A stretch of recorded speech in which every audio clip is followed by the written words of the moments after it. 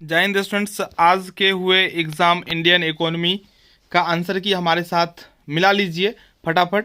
Questions आज का भी थोड़ा अंडर स्टेबल था, यानी कि आप अगर ध्यान से पढ़े होंगे, बात को समझे होंगे तो आपका आंसर सही हुआ होगा ज़्यादा। अगर आप ध्यान पूर्वक नहीं पढ़े होंगे, रट के गए होंगे तो थोड़ा आपको डिफिकल्टीज हुआ होगा। ठीक है, क्वेश्चंस अपने माइंड से सेट किया था। ठीक है, फिर भी चलिए, हमको लगता है जो आप लोगों का 70-80 तो मार्क्स आना ही आना है। ठीक है, मिला लीजिए और बताइएगा कितना सही हुआ। पहला क्वेश्चन है, राष्ट्रीय विकास परिषद की स्थापना की गई, तो इसका सही उत्तर हो जाएगा 1952 में। आर्थिक योजना एक विषय है, तो ये समवर्ती सूची में है। ठीक है, इसमें स्टेट और सेंट्रल गवर्नमेंट दोनों का हाथ होता है। तीसरा प्रश्न, राष्ट्रीय विकास परिषद को इसका प्रशासनिक समर्थन प्राप्त होता है, तो यह हो जाएगा योजना आयोग। योजना आयोग था, तो यह एक सरकारी विभाग है। ठीक है, 4 का हो जाएगा बी। आप लोग अगर अभी तक चैनल को सब्सक्राइब नहीं किए हैं तो चैनल को जरूर सब्सक्राइब कर लें, क्योंकि अब कल से ही आप लोगों के लिए मैं वीडियो अपलोड करना प्रारंभ करूंगा पार्ट 3 के लिए। ठीक है, तो आप लोग चैनल को सब्सक्राइब करके चैनल के साथ जुड़ जाइए।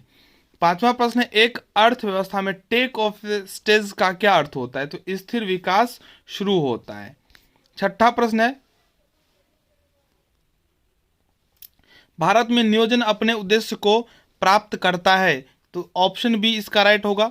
भारत की 70% कामकाजी आबादी लगा हुआ है। देखिए, इस क्वेश्चन से समझिए, भारत का जो मैक्सिमम पॉपुलेशन है वो कृषि में लगा हुआ है। ठीक है, और कृषि किस क्षेत्र में आता है, तो प्राथमिक क्षेत्र में। क्वेश्चंस कैसा पूछा था आप समझिए, आपको पढ़ाया गया होगा। ठीक है, लेकिन आपको डायरेक्ट पढ़ाया गया था कृषि आता है प्राथमिक क्षेत्र में और सबसे अधिक आबादी लगा हुआ है कृषि में। तो क्वेश्चंस कितना घुमा के पूछा, बस समझने वालों के लिए आसान था, नहीं समझने वालों के लिए तो थोड़ा मुश्किल जरूर होगा।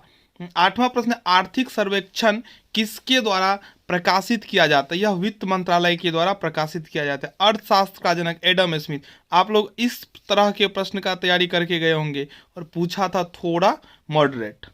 10वां प्रश्न है, भारत में पंचवर्षीय योजना की अवधारणा किसके द्वारा शुरू किया गया, तो पंडित जवाहरलाल नेहरू के द्वारा। अगला प्रश्न है, भारत में है, तो भारत में है मिश्रित अर्थव्यवस्था। ये सब क्वेश्चन आपको पढ़ाया गया था। भारत में सार्वजनिक क्षेत्र का सर्वाधिक प्रभुत्व है। सार्वजनिक क्षेत्र का तो परिवहन होगा, रेलवे जो है इसमें सबसे आगे है। ठीक है, 13वां प्रश्न है, भारत में आर्थिक नियोजन शुरू करने का पहला प्रयास किनके द्वारा किया गया था, तो इसका सही उत्तर हो जाएगा एम विश्वेश्वरैया। 14वां प्रश्न है, विकेंद्रीकरण प्रणाली की सिफारिश किसके द्वारा की गई थी, तो इसका सही उत्तर हो जाएगा बलवंत राय मेहता। 15वां प्रश्न है, प्रथम पंचवर्षीय योजना का मुख्य उद्देश्य था, तो प्रथम पंचवर्षीय योजना का जो प्रमुख उद्देश्य था वो था कृषि। आपने पढ़ा होगा कृषि, लेकिन यहाँ पे क्या दे दिया, सिंचाई, बिजली परियोजना सहित कृषि का विकास। तो कृषि का विकास के लिए ये सब किया गया। अगर सिंचाई नहीं हो तो कृषि का क्या अस्तित्व है। ठीक है, चलिए अभी मैं आप लोगों को आंसर ही बता देता हूं, अब जो हो गया वो हो गया। 16वां प्रश्न है, एक आवर्ती योजना के लिए एक योजना थी, तो 5 साल का था। कृषि उत्पादन की वृद्धि दर ऋणात्मक थी, किसमें ऋणात्मक था, तो तीसरी पंचवर्षीय योजना में। 18वां प्रश्न है, भारतीय अर्थव्यवस्था का वैश्वीकरण का अर्थ है, तो 18 का सी हो जाएगा। 19वां प्रश्न है, भारत की अर्थव्यवस्था में कृषि का योगदान है, ये घट रहा है। ठीक है, अदर क्षेत्र में बढ़ने के कारण ये कृषि में घट रहा है। ठीक है, चलिए 20वां प्रश्न है, किस पंचवर्षीय योजना में समाज के कमजोर वर्गों की वरीयता दी गई थी, तो इसका राइट आंसर हो जाएगा ए, दूसरे में। 21वां प्रश्न है, दुर्गापुर, भिलाई और राउरकेला में, ये भी क्वेश्चन हम बताए थे बुक वाले में। ठीक है, 21 का बी हो जाएगा। आत्मनिर्भरता और शून्य शुद्ध विदेशी सहयोग का उद्देश्य घोषित किया गया था, तो इसका सही उत्तर हो जाएगा ऑप्शन बी। 24वां प्रश्न है, भारतीय अर्थव्यवस्था के बारे में निम्नलिखित में से कौन सा कथन सही है, तो इसका हो जाएगा ऑप्शन सी करेक्ट। 24वां प्रश्न, निम्नलिखित में से कौन भारत के नीति आयोग का कार्य नहीं है, तो राष्ट्रीय विकास में जन सहयोग या नीति आयोग का कार्य नहीं है। 25वां प्रश्न है, भारत के सकल घरेलू उत्पाद में विभिन्न क्षेत्रों के योगदान के घटते क्रम में सबसे, तो इसका राइट आंसर हो जाएगा ए, ठीक है। अब अभी सेवा सबसे आगे, फिर उद्योग, फिर कृषि, यही क्वेश्चन इससे पहले भी पूछा गया था। ठीक है। 26वां प्रश्न है, नीति आयोग और राष्ट्रीय विकास परिषद का पदेन अध्यक्ष कौन होता है? प्रधानमंत्री। ये सब क्वेश्चन हम पढ़ाए थे। निम्नलिखित में से कौन एक अर्थव्यवस्था के औद्योगिक विकास को प्रभावित करने वाली प्रेरक शक्ति है? तो 27 का हो जाएगा डी, सभी है। 28वां प्रश्न है, एक सीमित अर्थव्यवस्था एक ऐसी अर्थव्यवस्था है जिसमें, तो यह हो जाएगा न तो निर्यात और न ही आयात होता है। 29वां प्रश्न है, चौथी योजना की सफलता किसके द्वारा बाधित हुई थी? तो पाकिस्तान के साथ युद्ध जो हुआ था, चीन के साथ जो युद्ध हुआ था उसके वजह से। 30वां प्रश्न है, भारतीय अर्थव्यवस्था में स्लैक सीजन तो जनवरी से जून के बीच में होता है। 31वां प्रश्न है, भारत की मजदूरी नीति पर आधारित है? तो 31 का आंसर हो जाएगा रहने की लागत। बेरोजगारी जो तब होती है जब श्रमिक एक नौकरी से दूसरी नौकरी में चले जाते हैं, इनको हम लोग बोलते हैं प्रतिरोधात्मक घर्षण। ठीक है। चलिए 33वां प्रश्न है, भारत में ज्यादातर बेरोजगारी के प्रकारों की विशेषता इस प्रकार की जा सकती है? तो इसका सही उत्तर हो जाएगा सी, चक्रीय। एक विकासशील देश में बेरोजगारी आमतौर पर किसके कारण होती है? तो इसका हो जाएगा डी। 35वां प्रश्न है, भारत में गरीबी रेखा का आकलन करने के लिए किस समिति की सिफारिशों का पालन किया जाए? तो लकड़ावाला समिति। 36वां प्रश्न, निरपेक्ष गरीबी का अर्थ क्या होता है? गरीबी दो प्रकार के होते हैं, निरपेक्ष और सापेक्ष। एक निरपेक्ष में होता है जब उनको जो वास्तविक चीज चाहिए, जो आवश्यकता वाली चीज है, अगर वो भी नहीं होता है तो इसका हो जाएगा ऑप्शन ए। 37वां प्रश्न, निम्नलिखित में से कौन महात्मा गांधी राष्ट्रीय ग्रामीण रोजगार गारंटी अधिनियम में लाभान्वित के पात्र हैं? तो गरीबी रेखा के नीचे के लोग, 37 का बी। 38वां प्रश्न है, गरीबी अंतराल है? तो 38 का सही उत्तर हो जाएगा ऑप्शन ए। 39वां प्रश्न, न्यूनतम आवश्यकता कार्यक्रम का उद्देश्य है? तो इसका भी हो जाएगा ऑप्शन बी। जितने भी मैं आंसर बता रहा हूं सभी के सभी आंसर सही है। 40वां प्रश्न, ऑपरेशन ब्लैक बोर्ड का उद्देश्य है? तो इसका हो जाएगा ऑप्शन डी।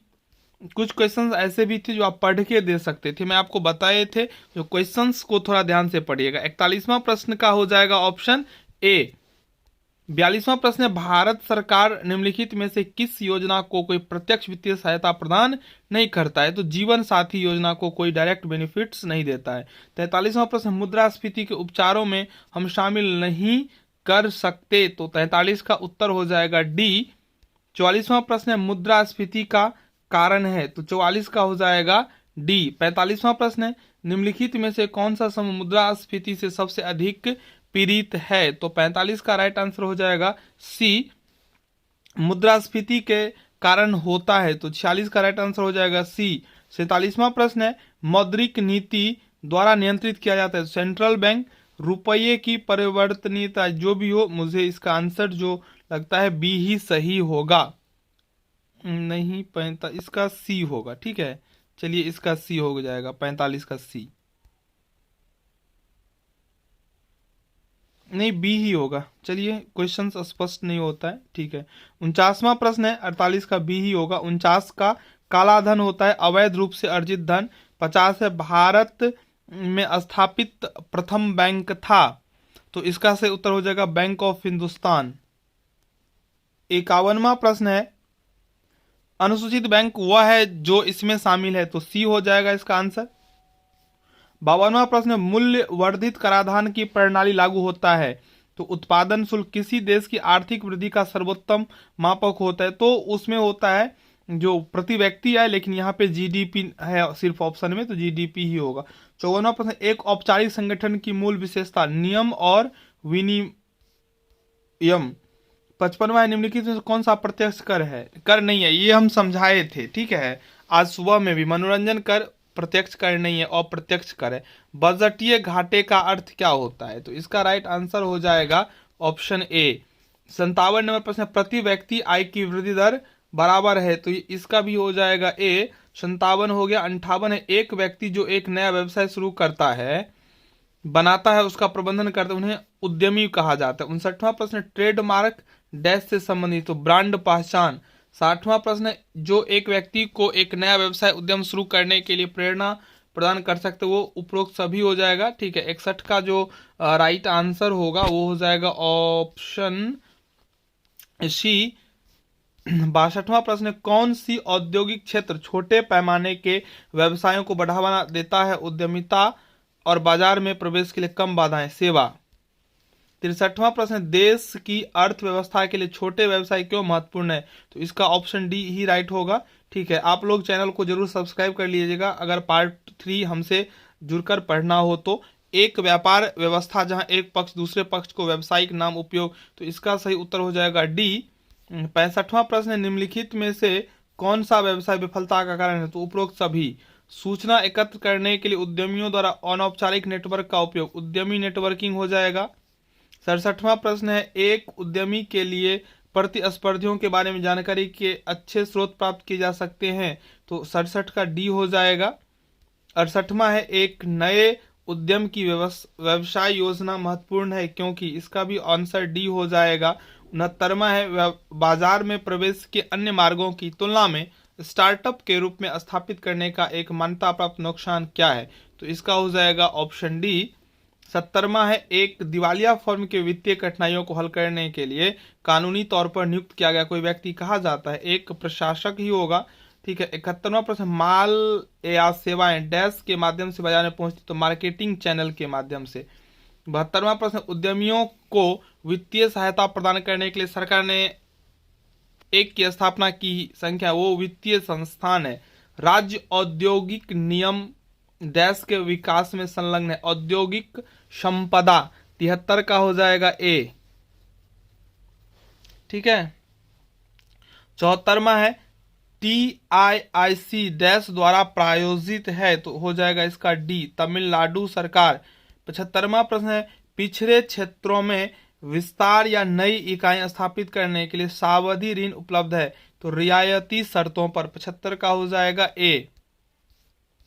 76वां प्रश्न है, एक वाणिज्यिक बैंकर वर्षों से डैश ऋण इक्विटी अनुपात पसंद करेगा क्योंकि यह एक इकाई की वित्तीय ताकत को गिरावट हो जाएगा इसका आंसर। 77वां प्रश्न है, ईडीपी पाठ्यक्रम सामग्री में डैश शामिल है, तो इसका हो जाएगा उपरोक्त सभी। 78वां है, उद्यमी मार्गदर्शन ब्यूरो ईजीबी की स्थापना डैश के द्वारा किया गया, तो इसका हो जाएगा IIC। 79वां प्रश्न है, डैश को एक विशिष्ट अवधि के भीतर एक विशिष्ट उद्देश्य को प्राप्त करने के लिए विशेष रूप से विकसित योजना के रूप में परिभाषित किया जा सकता है, तो परियोजना ही इसका राइट आंसर होगा। 80वां प्रश्न है, अचल संपत्तियों में बड़ा निवेश किया जाता है, पूंजी गहन PERT का क्या अर्थ है? तो 81 का राइट आंसर हो जाएगा ऑप्शन सी, कार्यक्रम मूल्यांकन और समीक्षा तकनीक। 82वां प्रश्न है, सीमित संसाधनों के साथ न्यूनतम उपलब्ध समय में परियोजना को आर्थिक रूप से पूरा करने के लिए डैश का उपयोग किया जाता है, तो 82 का उत्तर हो जाएगा ए। 83वां प्रश्न है, डैश विशेष रूप से उच्च प्रौद्योगिकी, उच्च जोखिम और कथित उच्च इनाम परियोजनाओं के वित्त पोषण के लिए वित्त पोषण का एक रूप है, तो इसका हो जाएगा वेंचर कैपिटल। 84वां है, डैश में मशीनों और उपकरणों को उस क्रम या क्रम में व्यवस्थित किया जाता है जिसमें उन्हें उत्पाद के निर्माण के लिए उपयोग किया जाना, ये उत्पाद लेआउट हो जाएगा 84 का बी। 85वां है, शब्द डैश बोनस या वित्तीय सहायता को दर्शाता है जो सरकार द्वारा किसी उद्योग को अन्य इकाइयों के साथ प्रतिस्पर्धा करने में मदद के लिए दी जाती है, तो इसका उत्तर हो जाना चाहिए सी। 86 जो प्रश्न है वह पूंजी निवेश पर नगद सब्सिडी देने को डैश कहा जाता है, तो 86 का हो जाएगा ए। 87वां प्रश्न है, नए लघु उद्योग को धारा 80J के तहत आयकर के भुगतान से छूट दी गई है को कहा जाता है, तो 87 का हो जाएगा बी। 88वां प्रश्न है, डैश मुख्य रूप से परियोजना की मांग की पहचान से संबंधित है, क्षमता और इष्टतम प्रौद्योगिकी का चयन। यह क्वेश्चन जो है इसका सही आंसर हो जाएगा मुख्य रूप से परियोजना की मांग की पहचान से संबंधित है, तो एक के साथ मैं जा रहा हूं। ठीक है, मैं इस क्वेश्चन को लेकर श्योर नहीं हूं। चलिए 89वां प्रश्न है, डैश कुछ ऐसी क्रिया को संदर्भित करता है जो एक समय लेने वाला प्रयास है जो के लिए आवश्यक है, एक विशिष्ट घटना को पूरा करिए। एक गतिविधि 89 का बी होगा। 90 डैश से संबंधित विभिन्न गतिविधि और घटना एक चित्र में प्रतिनिधित्व है या परियोजना, ये बी हो जाएगा। ठीक है। 91वां प्रश्न है, किसी घटना के घटित होने से पहले समाप्त की जाने वाली गतिविधि डम्मी गतिविधि कहलाता है। 92वां प्रश्न है, एक उद्यमी द्वारा अपने उद्यम की ओर से लिए गए निर्णय डैश के रूप में जाने जाते हैं, तो इसका हो जाएगा नियमित निर्णय। 93वां प्रश्न है, निर्णय जो नीतिगत मामलों से संबंधित है और संगठन के उद्देश्यों पर मौलिक प्रभाव डालते हैं क्या कहलाते हैं, तो संगठनात्मक निर्णय। 94वां प्रश्न है, डैश एक समस्या समाधान तकनीक है जिसे कई विचारों को उत्पन्न करने के लिए डिजाइन किया गया है कम समय में, ये नाम मात्र समूह तकनीक में आएगा। 95 नंबर है, डैश एक निवेश निर्णय पर पहुंचने के अंतिम उद्देश्य के लिए परियोजना विचार का व्यवस्थित विकास है, तो ए होगा इसका सही आंसर। 96 नंबर प्रश्न है, प्रभावी कार्यान्वयन के लिए आवश्यक कौशल की सूची तैयार करने की प्रक्रिया परियोजना को डैश कहा जाता है, तो इसका सही उत्तर हो जाएगा ऑप्शन डी। 97 नंबर प्रश्न है, डैश का तात्पर्य संयंत्र और मशीनरी की उपलब्धता या अन्यथा और उत्पाद का उत्पादन करने की तकनीकी जानकारी से है, तो 97 का हो जाएगा सी। 98वां प्रश्न है, आयकर अधिनियम 1961 की धारा 33B के तहत लागू मूल्य ह्रास हो जाएगा। ठीक है, आप लोग अभी तक नहीं किए हैं सब्सक्राइब तो सब्सक्राइब तो कर ही लीजिए। ये डीजीटीडी क्या है, तो इसका ऑप्शन ए राइट है। और 100वां प्रश्न, एक अंतिम लघु उद्योग पंजीकरण तो 1 साल के लिए होता है, तो 100 क्वेश्चन का आंसर कंप्लीट हो गया। आप लोग मिला लिए होंगे, बताइए कितना सही हुआ। और आगे के क्लास के लिए चैनल को सब्सक्राइब कर दीजिए, वीडियो को लाइक कर दीजिए, अपने फ्रेंड्स के साथ भी शेयर कर दीजिए। धन्यवाद।